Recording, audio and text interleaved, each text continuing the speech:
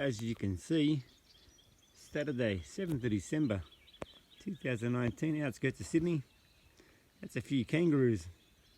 Right there, there's dots, but completely smoke-filled, cold morning, which is very strange. Hot yesterday, bushfires, very cold this morning.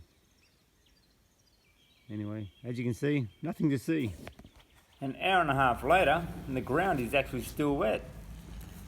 Donkeys have come over to say g'day. They look a little exhausted from breathing in all this smoke also. But we're about to go for a walk, check out the property. I think everything's going to be okay. Having said that, who knows, spot fires. Wait and see what we find. And what did I find? Spot fires.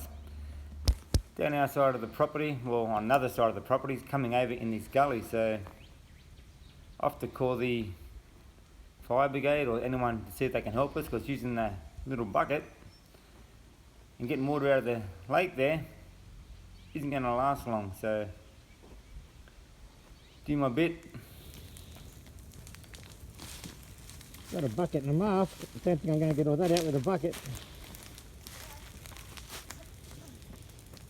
A truck to come in, they started putting it out, but they couldn't put it out in the end, so what we decided was to let it burn out through the entire valley. Put a few containment lines in there, rake the leaves forward to make like clear paths so the fire stops there. That was the game plan, because there's no chance of stopping that. And by doing this, we stopped it from going on to lots of other properties. But as you can see here, this is our property, the very back corner. The fire just stopped on the fence line, even the neighbouring property, all the way down. It was only early this morning that fire down in the gully took place. So that's pretty cool. There's a little containment lines fireys help us put through just in case it flares up again. But I'm thanking Organ Energy for this amazing thing. When you look at where the fires went, they've kind of shaped around our property. That was pretty freaky. One thing I've learned is when you're putting out fires, trees just fall. They seem okay, but the heat around the base of the tree, the trunk, must just continue to burn and the tree just collapses. We only got hit by a tree or two. Probably about at least 15 trees collapsed when we were out there. So this is after the fires have kind of gone out now and just walking towards that gully again.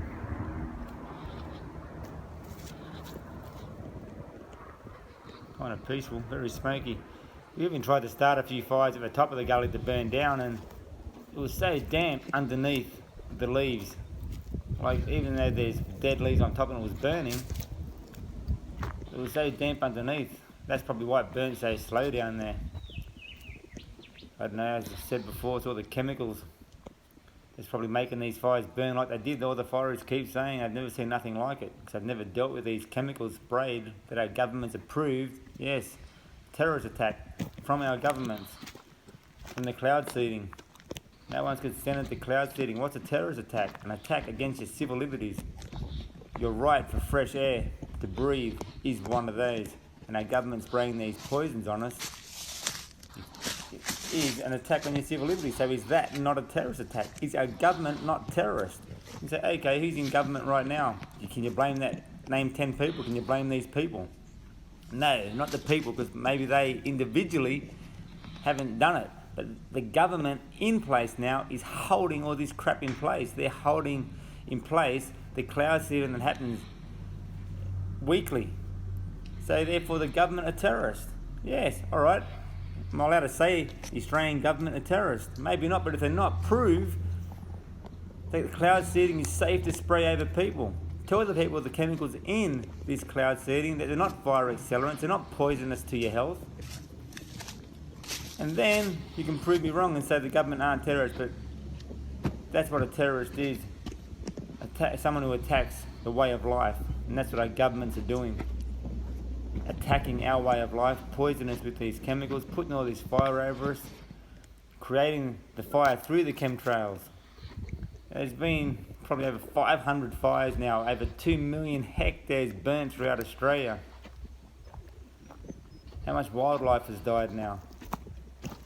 How much of these chemicals are we breathing back in now the smoke's back in the air? You know, you'd have to say easily over 4 million insects, wildlife, animals, birds, just things that have died now because of these fires that are still completely out of control in some parts of Australia. And tomorrow is supposed to be a 42-degree day on Monday. So it's going to be maybe another hellish day there. This is all crazy. This is the aftermath now of everything's kind of burnt, everyone's gone home. This is what we kind of contained to this area to keep other properties safe. It really wasn't about us. Our property was, I felt, was safe always anyway, as you could see. But once this, if it had taken hold, it would have spread along the bushland to other properties again. So did our bit yesterday, containing it, learning a few tricks from the fireys. Had the mask on all day. But what a big day, big experience that was for me. Haven't done that before to that degree. And it was a calm day, so it really was a safe day to do all that. So I can't even imagine what the fireys are going through in the thick of it all. Just sitting around a table last night, people around, they're all talking about the fires, you know, blah blah, like everyone does. But how could I bring up the conversation if this is happening on purpose and explain to them about chemtrails, explain the governments are doing it? They just can't hear it. And if you bring this up too much around the same people, they tell you, they go, oh, this is getting boring, man, stop talking about that shit, you know, it's just enough. I don't know, people don't want to hear about the truth. Kids need to know about it even. I mean, it's happening, it's a fact.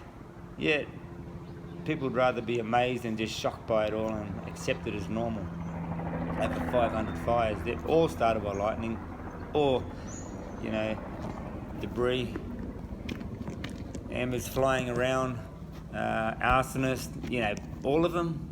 Now what's happened has never happened and can't happen the way it's happened with people trying to stop them. So I'm knackered after a big day of fighting fire, so this is how I finished off my day. Over.